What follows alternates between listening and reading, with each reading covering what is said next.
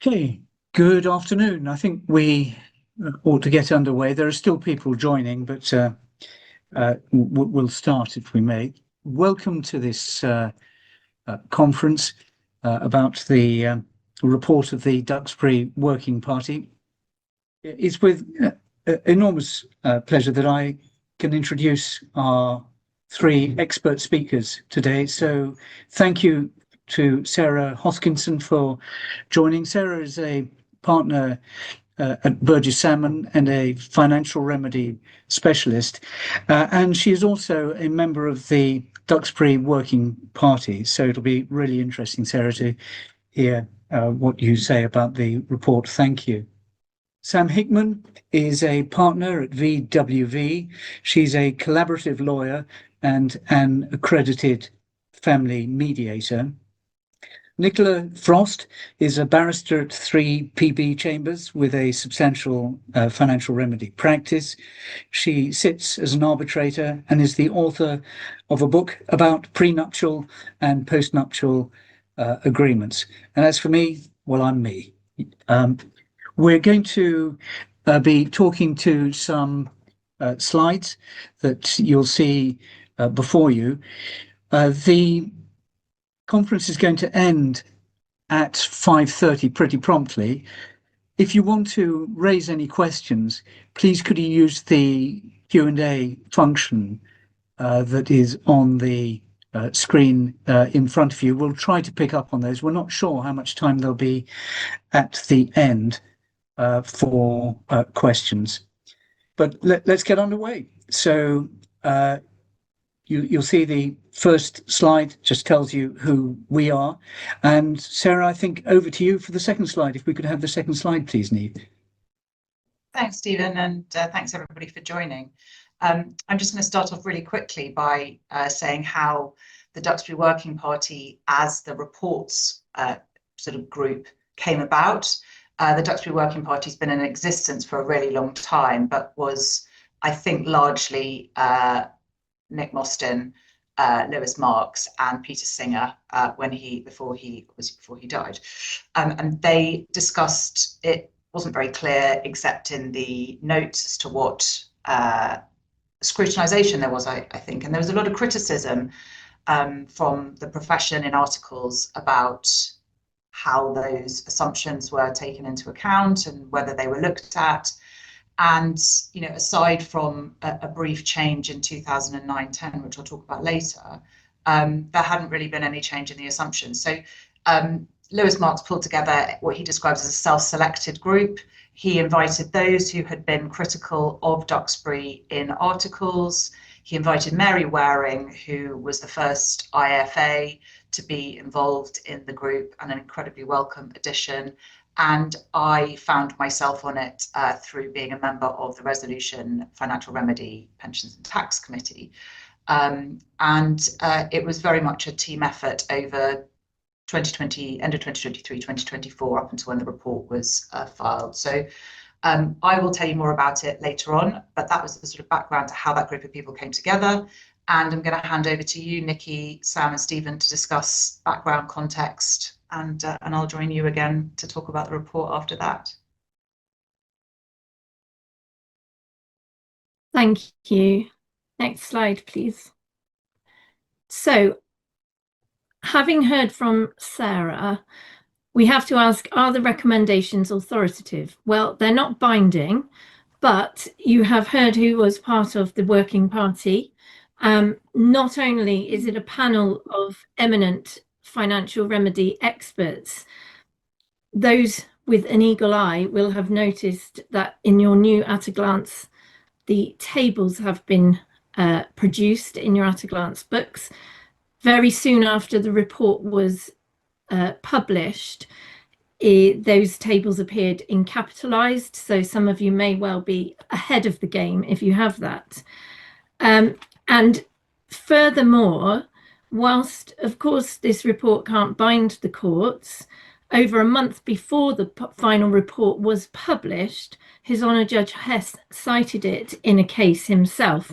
And those of you who are eager beavers will like to know that it was WW and XX 2024 EWFC 33 for your citation. Is the working party still continuing? Well, it hasn't been disbanded. It is still a working group, and the party may well consider other issues if and when they arise. And certainly Sarah and Lewis Marks KC will be speaking at the Financial Remedies Conference in October, and they'll be talking about the Working Party report 12 months on. So watch this space is what I have to say about that. Over to you, Stephen. Thank you. Thanks.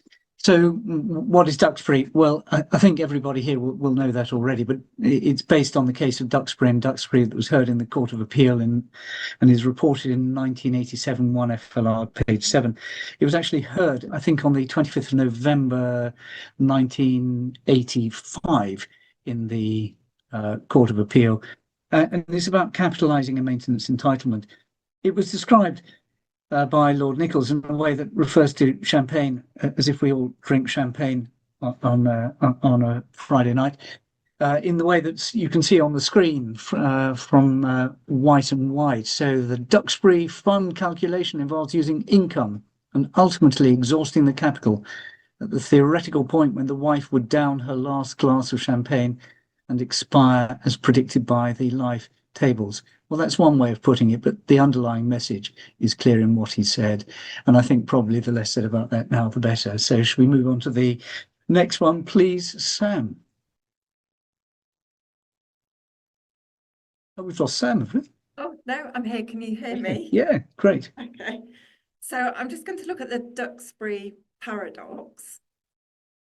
So intuitively, you would expect that the longer the marriage, the larger the capital award should be. But known as the Duxbury paradox, the calculations produce the counterintuitive result, as the calculation takes life expectancy into account. If we look at what Lord Nichols said in White and White, a Duxbury calculation is useful as a guide in assessing the amount of money required to provide for a person's financial needs, as it's a means of capitalising an income requirements. But that is all. And Lord Nichols emphasised that financial needs are only one of the factors to be taken into account in arriving at the amount of an award.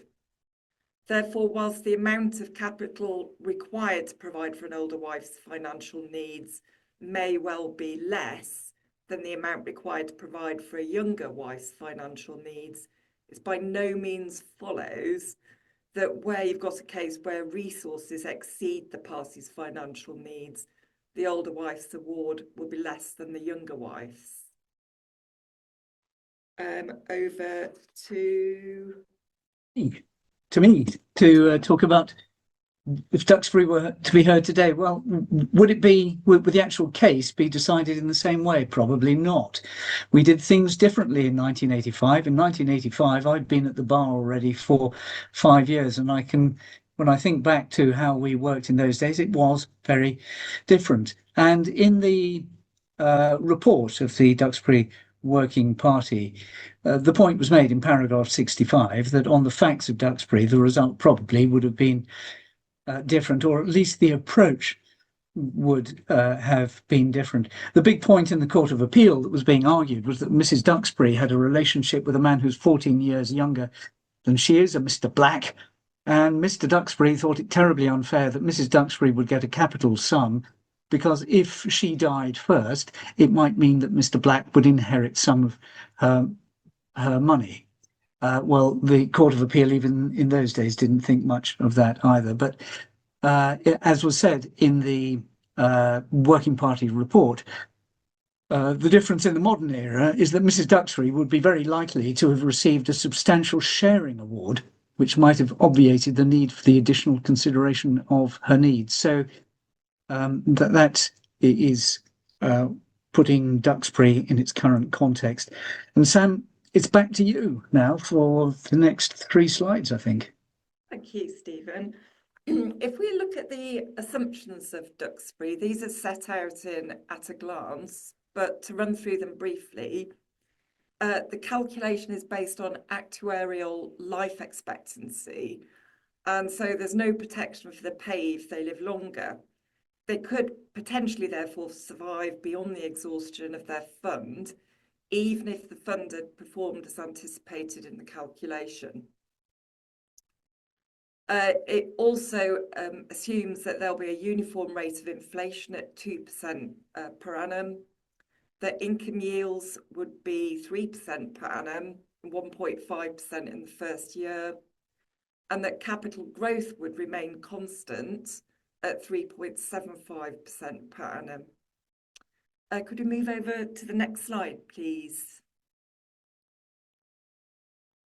So the other assumptions are that there would be a consistent taxation regime with bands and allowances increasing in line with inflation, save that allowances are assumed to be frozen until 2027-28, that the recipient would be or become entitled to a full state pension, and that the pension would increase at the assumed rate of inflation rather than the probably higher rates of wages in general, or 2.5% as guaranteed under the triple lock, and that the age from which the state pension is payable would not alter in the meantime. And also the assumption that there would be a constant level of drawdown in real terms, and that there would be a consistent rate of churn, that is the realisation of capital gains other than to fund expenditure.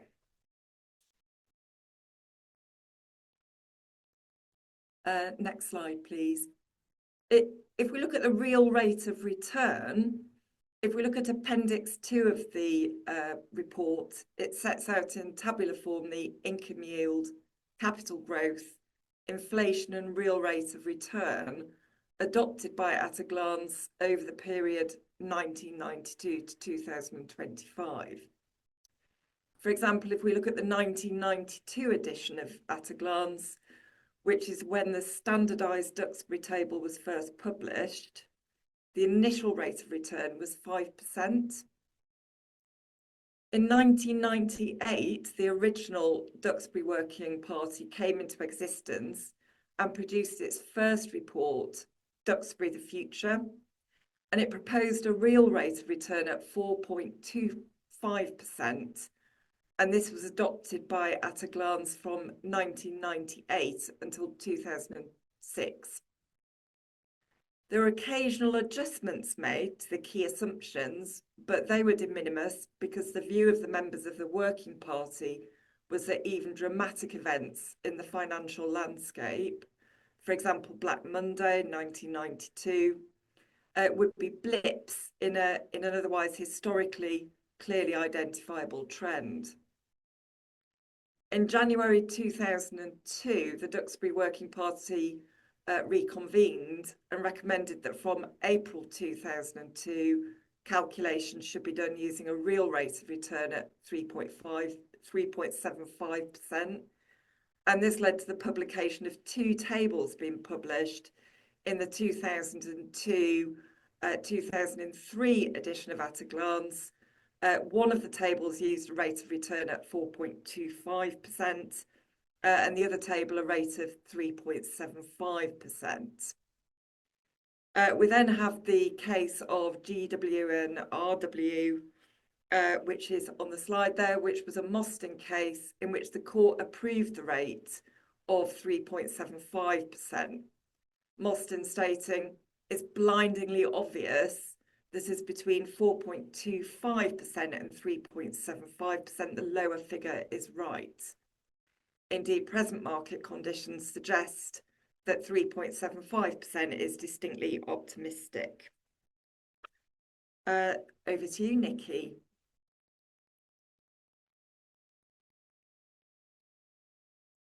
Thank you. So What happens when the assumptions are not met? What are the limitations? Well, if the Duxbury assumptions, i.e. life expectancy, investment returns and inflation, aren't met, then it can lead to a mismatch between the calculated capital sum and the recipient's actual needs over their lifetime. For instance, if the recipient lives longer than expected, then they might deplete their fund sooner than anticipated, leaving them with insufficient income. But conversely, if the fund performs better than expected, then the recipient might well have more than they needed and more than was anticipated in that calculation. The issues with there being a lifelong maintenance capitalization means that the current tables are not really fit for purpose.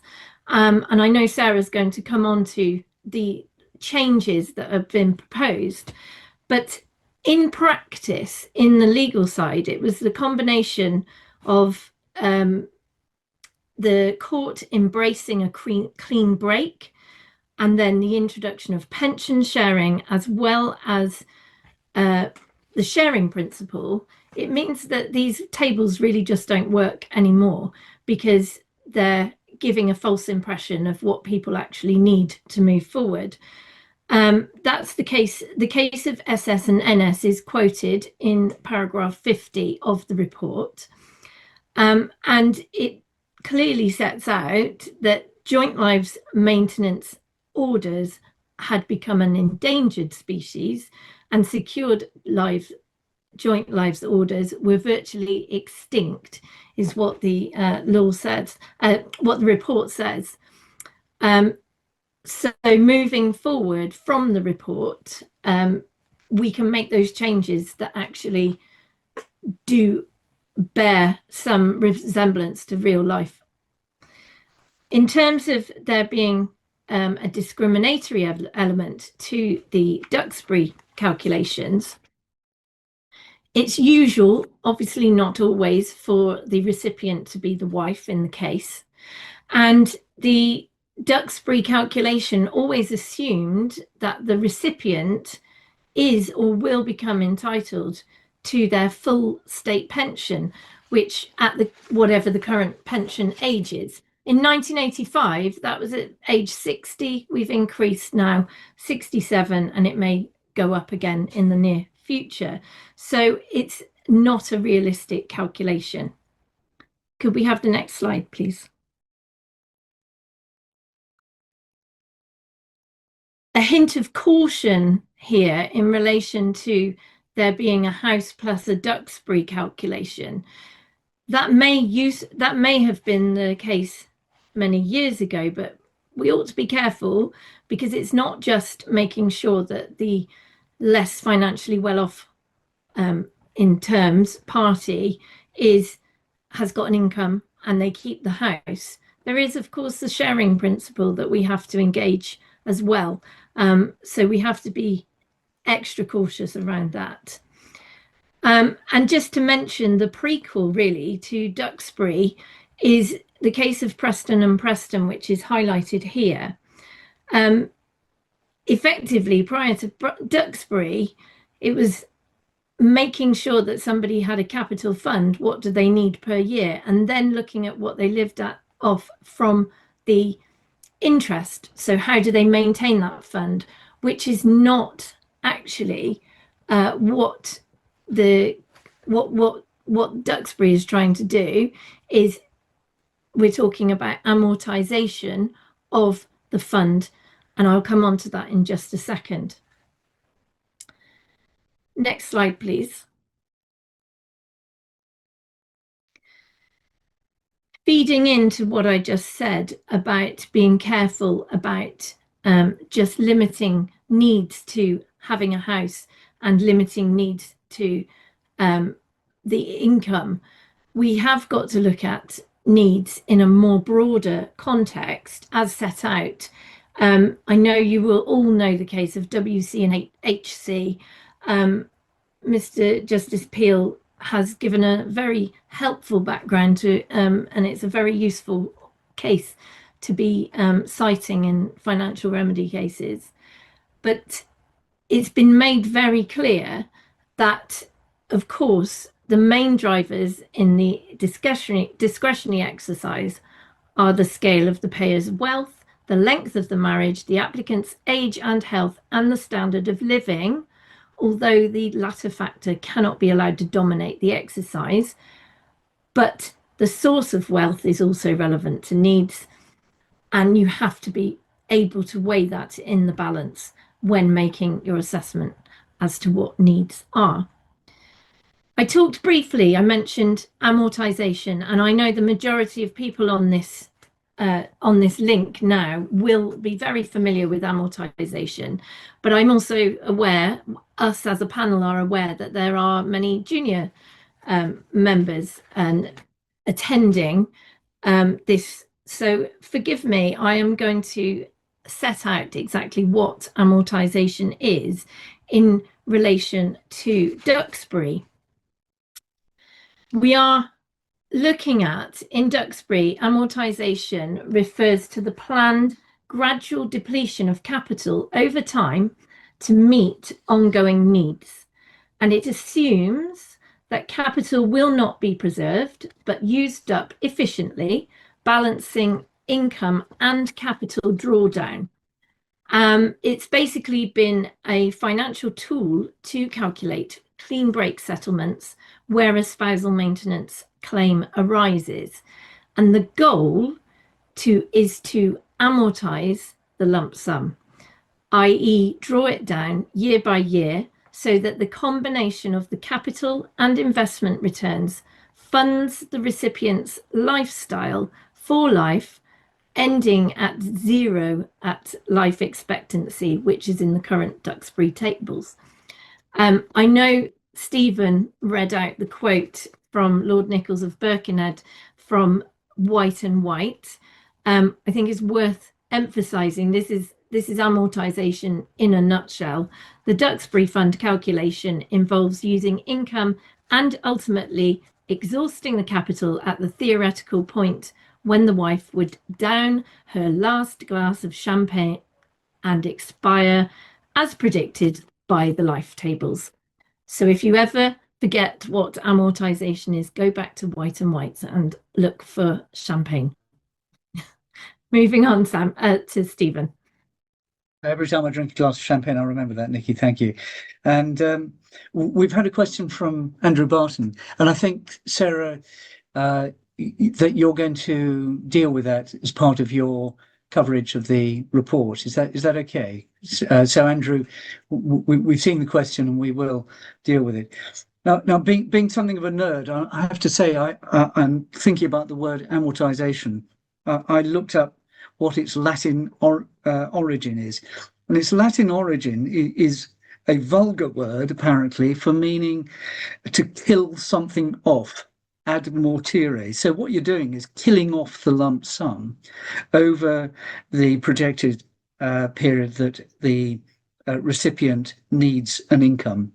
The French word is amortir.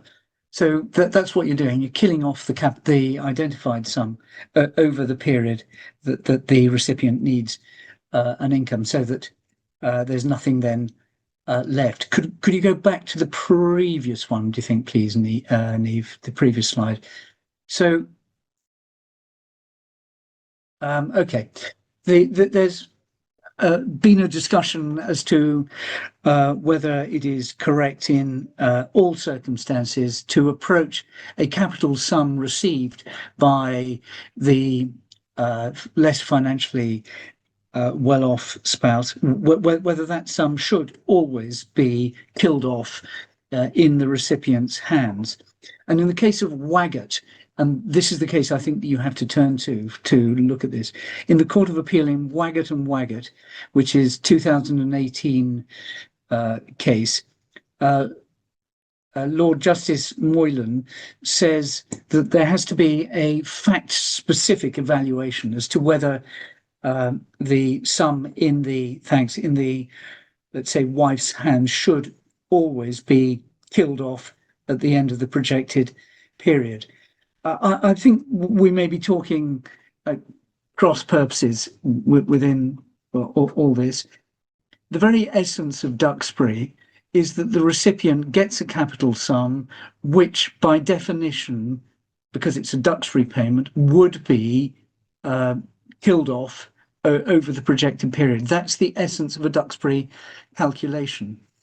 There may be very different factors to take into account in some cases. For instance, if you had a case where there was £10 million of assets and those assets were divided on a sharing basis as to 5 million to one, 5 million to the other, but the husband, let's say, has a net income of £500,000 a year, in those circumstances, would it be fair overall to treat the wife's 5 million as sufficient to provide her with a £3 million house and a £2 million Duxbury fund, so that at the end of her projected lifespan, or however long you're working it out for, the whole of her capital sum that's been set aside for income is used up on a Duxbury basis? And in those sort of circumstances, it may not be fair to do that. And I think really that's what underlies this difference. If you're dealing with a Duxbury calculation, because the way Duxbury funding is worked out, it will be amortized. If you're looking at matters on a broader scale, because of the specific facts of the case, it may be unfair always to treat a recipient as using up the whole of a capital fund set aside for income on a Duxbury basis. And I think that's really where the difference lies. And if you could turn to the next slide, please, you'll see, I think this is paragraph 134 of Waggett. And if you can bear reading what is said, I think that what I've just said actually is expressed in this passage by Lord Justice Moylan as justifying what he was saying about the impossibility of being categorical about what the law expects in this area. And if we do that, then if we do become too specific and always say any capital fund in the recipient's hands to provide an income should be approached on a Duxbury basis, we really are slipping back, are we not, to days of reasonable requirements, I'd suggest, which is what we shouldn't do. Okay, so we're bang on time, Sarah. You'll be pleased to hear. We said we should be hitting your part, the really meaty part of this, at 5 o'clock. And if I keep talking for about 10 seconds more, I think the clock will tick round to 5 o'clock. But over to you. Thank you. So this second part of the webinar is really me talking you through what those recommendations were, how the report came about, you know, what happened behind the scenes in doing it, to give it a bit of flavour, I think. And as I said, I joined it in December 2023, and we had multiple meetings in person over the next 9 months. And it was really interesting because I think when we all attended in the first place, and so there was, I think it's on the second slide, but it was Lewis Marks chairing it, Lewis Marks KC from QEB chairing it, Joe Rayner is a barrister at QEB, who I have to say did a lot of the legwork of the drafting, and also all of the really clever tables. He was absolutely amazing. Simon Bruce from Dawson Cornwall, Michael Allen from International Family Law Group, both of whom had written articles being critical of Duxbury. Sir Nicholas Mostyn, and Mary, it says Mary Whiting, it's actually Mary Waring. She she is a financial planner and accountant, and she is interesting in particular because she advises a lot of divorced women. She only deals with female clients, and so she deals with this particular issue a lot. And I think the most interesting aspect was that they had very much wanted somebody from that professional background in the working party, because it did seem a bit strange that a bunch of lawyers who do big money cases were making up all these sorts of decisions about what these assumptions were, albeit very clever ones. So when the meetings started, I think there was probably an assumption that we knew what was going to happen, and we were just going to, this was a sort of not paying lip service, but potentially a little bit that this has been, working for so long, and it was about dispelling myths. And I think actually what really transpired over the first 3, 4, 5 meetings was that the people who have been on it for a really long time were really, really open to hearing both Mary's views and views of solicitors around what actually would be useful and what was happening in practice, rather than just what was happening in the High Court, the Court of Appeal, in the world that they were appearing all of the time. So I wanted to dispel any notion that anybody had any more input in this than others, and the fact that we are all absolutely aligned on the report that came out. And so the first task was really to look at whether or not those assumptions of income yield, capital growth and inflation were still sound. And I think the most important bit for people to understand about this, and certainly when I've spoken to wealth planners, people within the private wealth industry around this, is that they say, but if you get a wife who's of a certain age, who's going to invest their money, they're never going to be anything more than a cautious investor. You are never going to achieve these sorts of rates of return. And then we all have husband clients who say, well, I can go and put it with X, Y, and Z, and I can get you 9%, give it to me, I'll do it, And actually, the reality is that this isn't intended, and I think this comes to a point at the end, and particularly for those advising people receiving Duxbury funds, is absolutely critical, is about the fact that this is not intended to be a sum of money which is absolutely guaranteed for that particular party. If somebody is getting a capitalised lump sum, if they were to get exactly the amount of money that a bespoke financial plan that had been drafted for them based on their investment personality or profile, and exactly what they wanted to invest purely in, really, really clean ESG stuff. They weren't prepared to take any real risk. And we ended up with this financial plan, which all of us have probably tried to do at one point or another, and then get told, no, Duxbury's a tool, not a rule, and we stop bothering. If you turn up with that and a judge says, fine, yes, absolutely, I see that that's exactly what you need, Mr. So-and-so, you can have that. What is the benefit to the paying husband in those situations of there being a capitalisation? They've taken all of the risk because that wife or recipient of the Duxbury, forgive me for saying wife, I'm just going to because it's easier, that the wife might remarry, the husband might die, might lose their job, there might be a variation, there may be all of these other risks. And so this is Lewis Marx's most vociferous point on this particular thing, and I absolutely agree with him that it is not intended to be a guaranteed sum for somebody where the wife is to take no risk whatsoever. It's about bird in the hand. So when people look at the report and say, but what's changed? My client's still not going to get this money. Remember that bit, that it's about saying to a client, look, you could have ongoing maintenance, but there's a risk of it changing in these circumstances. This way, you're getting your money, you can do what you want with it. And so that's why fundamentally those assumptions have remained the same. And remember that this is now with the input of somebody who is a financial planner only advising women.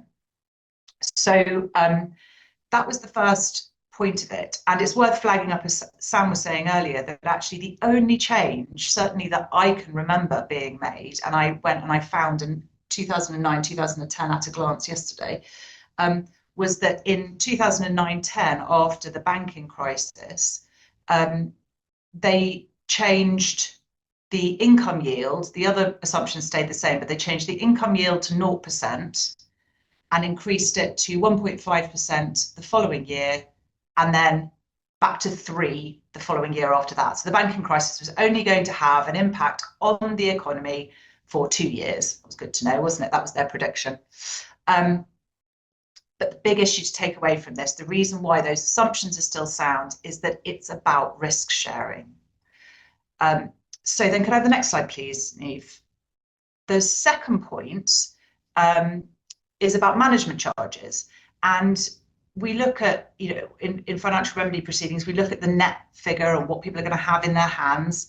And actually, the big omission from this was really that management charges hadn't been taken into account. These wives who are receiving these funds are not going to be managing them themselves, and they will have to pay fees to somebody.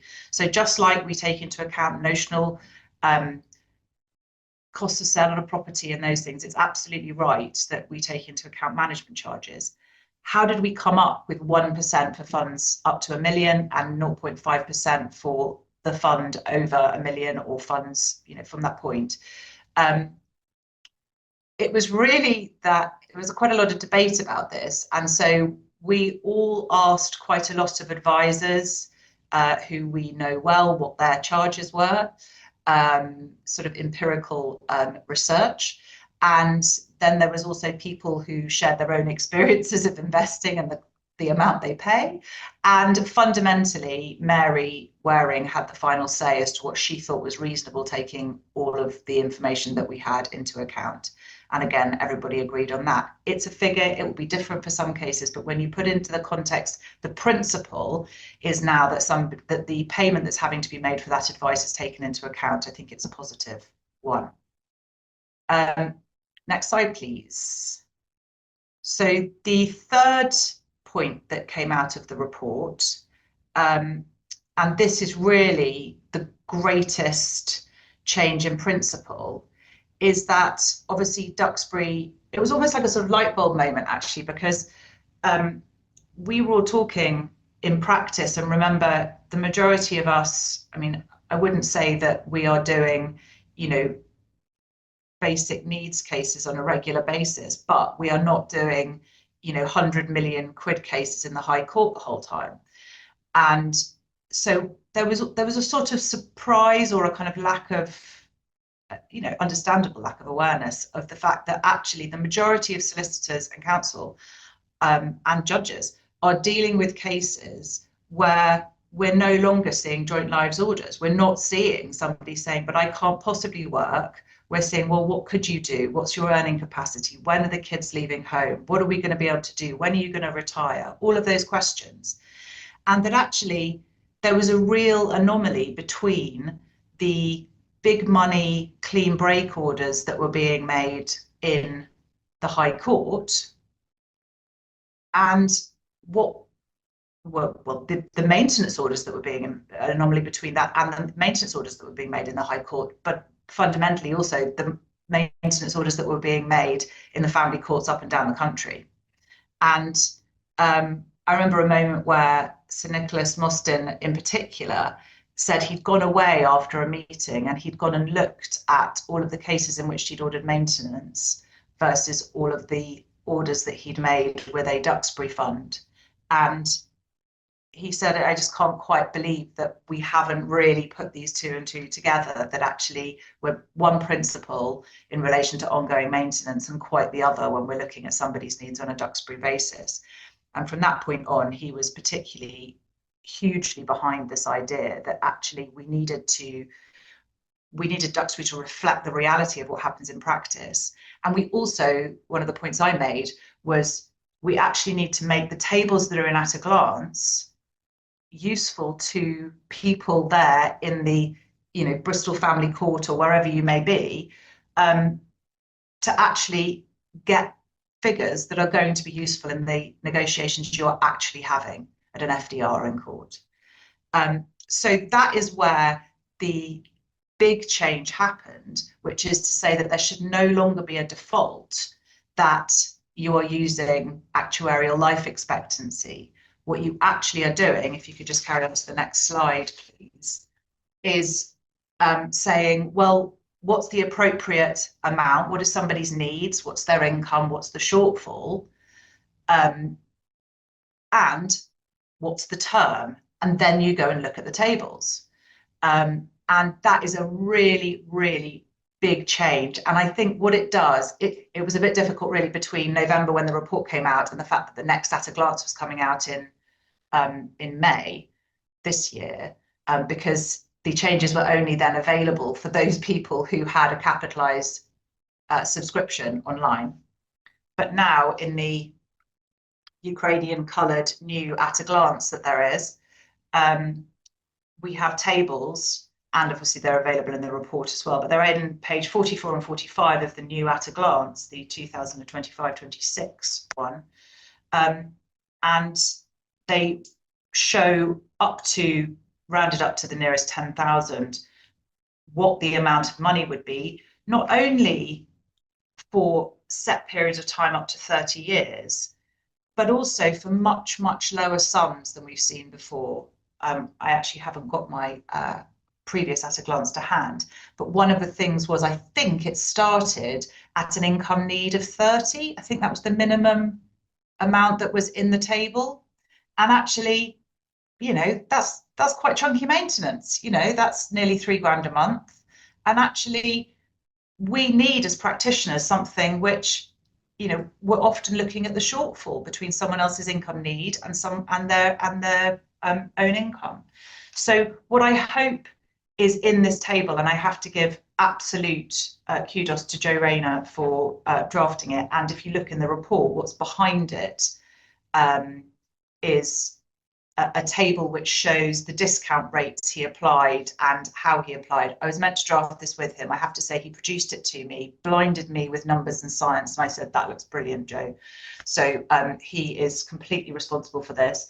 But what it does is it shows the discount rate based on the multiplication of the number of years versus the quantum of maintenance that you are looking at. And so those days of us going, what's the discount rate? Well, she should probably get 20,000 for 7 years. Well, it's 140. Let's just call it 110 and see if they bite. Those days, sadly, I mean, quite fun, but are probably gone, because we've now got something which will tell us what those figures should be. So I think I've actually probably jumped 2 slides, in fact, Niamh, if that's all right. We've gone through. So I've just talked about the table supporting it at Appendix 5. And that second table that I just referred to in Appendix 5, which is about the discount factors. So for example, that if you were looking to work out the sum for £30,000 of income need for 10 years, you look at the table at a glance. You don't need to see the workings behind it. If you want to see the workings behind it, it's in the report. And the discount factor is 86.7%. And that's how you come up with that number. So there's a discount for utility, for having it in your hand, and for all the factors that you will have those growth elements on it. Stephen, you wanted to add a point on this one. No, but the reason why I gave that example in the slide was that I thought that it would be helpful for people to actually be able to look at the report and look at Appendix 5 and then see how it actually works. And there are 2 tables that are not in Appendix 5, and they both, as you'll see, come to the same result. And the only point I'd like to make is that I'm not really sure whether the penny has quite dropped sufficiently as to the importance of this aspect of the recommendations. When I've heard cases where there is discussion about Duxbury, I found myself reminding people about Appendix 5. So I would simply ask people to absorb this point. I think it's, as you said, Sarah, one of the most important points of the whole report, if I may say, and it is a light bulb change in how we've been approaching this. So I do commend this to people, and the tables in Appendix 5 are very easy to use. Okay, but thank you. Thanks, Stephen. And for anybody, so what if you actually do want to work out a lifetime award? Or what if you do want to do a reverse Duxbury? We've all had those cases where you say, well, the wife will have, using Stephen's example before, £5 million, and her housing need is met by 1.5. How much money is she going to have from 3.5 million that she can invest to prove that she, you know, amortized or not amortized, whatever you want to argue about it? But how much income is she going to have? Well, Duxbury tables in last year's at a glance was pretty blooming useful for that. So what are you going to do, particularly if you don't have a capitalised subscription? And I am in no way endorsed or sponsored by Capitalised to say go and get one, although it is very useful. Go and look at last year's at a glance. Take two with you. Take two with you to court. That is probably my only suggestion that I can come up with, because those tables will remain there. The assumptions are the same to a certain extent, except the state pension bit. You'll get there or thereabouts in order to use it for illustrative purposes, which is what we usually do that for anyway.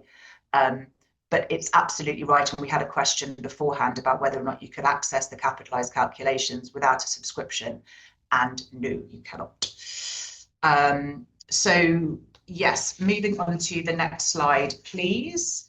So the fourth point around that we came up with, and this is absolutely, as Nikki said, to do with the fact that, sorry, that's the next point about men and women. This particular point, sorry, is to do with the fact that state pension was taken into account automatically, and a full state pension was taken into account automatically, because up to the 6th of April 2016, and this is where my pension geekiness comes out, you could, usually the wife, on divorce, substitute her husband's national insurance record and get a full state pension. So it meant that obviously the husband was going to have a full state pension because that's what they did.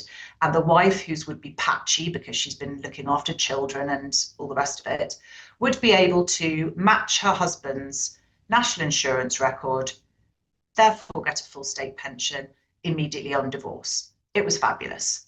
It was taken away after the 6th of April 2016, except for a few people who now would be very old to be getting divorced and still in divorce proceedings. It would be an extraordinary thing, I think, if you find somebody who substitution would apply for. So what you're actually looking at was assuming that somebody had an income that they probably, they wouldn't necessarily get. So what we have done in the tables is assumed no state pension, which means that if you're looking at this in terms of building a picture of what your client needs or what the other side's client has, you need to remember to factor in exactly what state pension they have. And remember, you can go and get a state pension forecast, BR19 and BR20 from the pension service. And that is something that you really should do. Obviously, if you're working on a case where you've got pension sharing or pension related orders to happen, you'll have that anyway, so it'll come into the pension income. But remember that you've got to do it. And also remember, when you're doing a capitalized calculation, if you're doing it on the actual computer program, you're going to need to plug in what that person's actual state pension is. So quite often you're going to be needing to ask for that disclosure. So in a case where you haven't done for me, or it's voluntary and you've maybe not been that bothered about state pensions, or you think, oh, well, we haven't really got pensions in this case, it's not something I'm going to bother, you are going to want to know that. We had a case whereby it made about 200,000 of difference to a lump sum that was being ordered by assuming one or not putting it in. So, and also I heard something from a solicitor on another case whereby they'd made a proposal before the report, and then they made a proposal. They had to update the proposal after the report because of this, and it made a really, really big difference. So please do bear that in mind. Next slide, please. This is the point about that Nikki was making earlier, that actually now that state pension ages have been aligned between men and women, there's no need to have those two separate columns, one for men, one for women. So we now only have, on the tables that are in at a glance, we have the duration of the maintenance or the term of it down one side, and then the other axis is the amount of money. So that's why it looks different. So the next slide, please. This is quite a niche point, but something to be aware of, that as with all sets of assumptions, sort of algorithms, there may be anomalies at one end or the other of it when you look at the extremes of either of the particularly so the axes of these, that where you have a client who has got less than 15 years of life expectancy left, Duxbury doesn't necessarily work. The calculation becomes skewed. So just be aware of the fact that you may, in those cases, want to go and actually look. It's always been said by the Duxbury Working Party that actually Duxbury didn't really work for periods of less than 15 years, and they were thinking in terms of life expectancy because that's all they were thinking of in those terms. It doesn't mean at the other end of it, if you're looking at a year where you've got a client who's 40 and you're looking at maintenance until they're 55, that sort of works in that way, but it's to do with the life expectancy at the other end. So if you've got an older client, just be aware of that. And those might be a situation whereby you do want to talk to a financial planner or look at actual needs and things. So next slide, please. Okay, this is a really important and practical point, which is, as I said, we've all had situations in which we think, wouldn't it be so much better if we went off to somebody, or we've had meetings with financial planners and things, and they've said, why can't we do these, mapping, forecasting reports for you as to what, cash flow modelling, as to what this client's going to need, and present that to the court. And I certainly had a case where we started producing evidence of every woman in a client's family who lived to over 95 and got told to shush and go away. Yes, it's really, really important to take financial advice, but you are largely going to find yourself in a position where these Duxbury tables are followed, whether it's binding or not. As we've seen, His Honour Judge Hess has already endorsed this before the report came out. It's a tool, not a rule. We've all heard that. There's got to be some sort of industry standard, and the fact that it's sitting in a book on a judge's bench, means that we are going to find the default easy answer is there. So I think that what we need to be doing as advisors is to work out the amount that your client's going to get and give really, really clear advice that might be the amount of the award. It isn't necessarily going to be the income level that they are going to get. And that's just the way it goes. And it's this risk sharing point of view. It's about saying, but you are getting the money up front. You aren't, if you remarry, you've still got that money. You need to take financial advice about what you're going to do with it, what choices you want to make, what's going to, are you going to downsize your house at some point? Are you, all those sorts of financial cash flow modeling things that you're going to do. Absolutely go and take that advice at an early stage, but not so much to inform the court as to what you think your needs are, but to manage your client's expectations as to what they're going to be able to do with that amount of money. I think that's the most important thing, particularly as solicitors advising clients, is as part of your written advice to the client is the likely outcome, just in the same way we say with pensions, it's a percentage, it's going to change, it's going to get revalued. You need to make sure there's moving targets and all of these sorts of things. You need to do the same and make that part of your standard advice that goes out, that you talk to clients if they're getting a capitalised maintenance sum. But this is not about guaranteeing you £30,000 a year of income. It's an investment decision for you. You've got an amount of money. We're getting close to the end of time, and that was what I wanted to cover. But there is this question, as Stephen said, from Andrew Barton, which the question is, Duxbury assumes a flat line income requirement by default.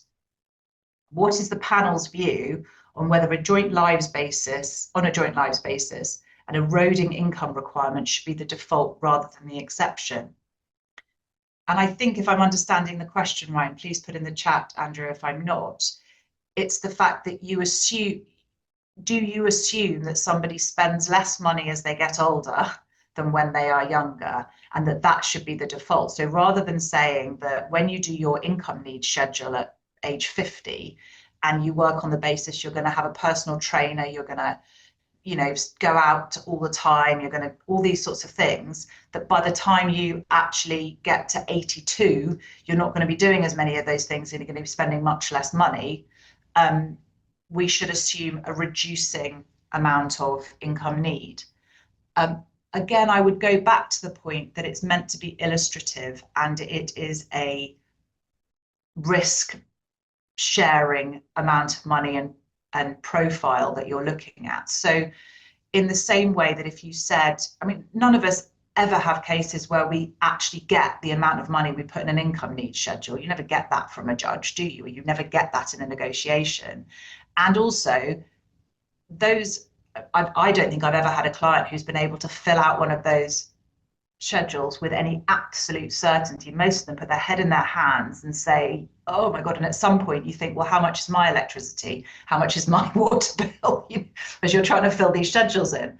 So this is not, as I say, about guaranteeing a particular level of income. And it's something, again, to have a discussion with a financial advisor about. If it says your income need is 30,000 and you decided to spend 40 at the beginning of, you know, when you're younger, well, remember, it's going to go down.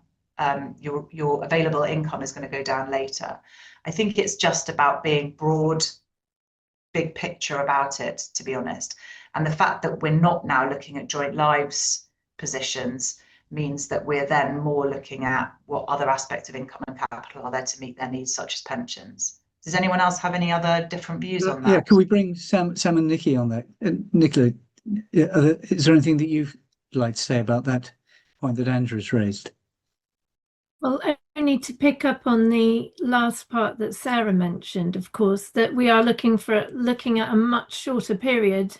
Likely, we're looking at transition to independence, and likely, if we're talking about a much shorter period, then your amount of income need is unlikely to change so dramatically as it might over the course of 25 years or so.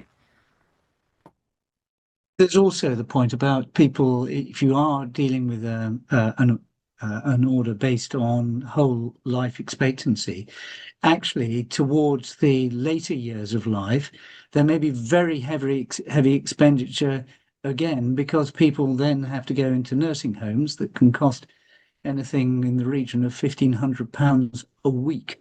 So yes, they may at some point have a reduced expenditure. It may be a very high expenditure towards the last years of their life expectancy. So overall, in the round, I would have thought the Duxbury calculation is still, if it's going to be a whole life calculation, is still about right. And that's So, the point. someone else, Zoe Rose, has said there's also no guarantee that income needs will reduce. They may just change care costs rather than personal trainer. I absolutely agree with you, Zoe. And Andrew's put in the chat as well that that was my interpretation of his question was right. So that's a relief. Right. But I think that pretty much certainly wraps up what bang on the dot of time. Or do you want to just put the last slide up, please, which I know has just got some contact details, and if in doubt of who our pictures are here, then you have the pictures there. Yeah, me without a tie. That's my hallmark. Okay, thank you very much indeed to everyone for joining. We hope that you found that helpful. If there are questions, I'm sure that we'll deal with them. If anyone wants to email them in, I'll probably pass them on to somebody else, knowing me. But thank you.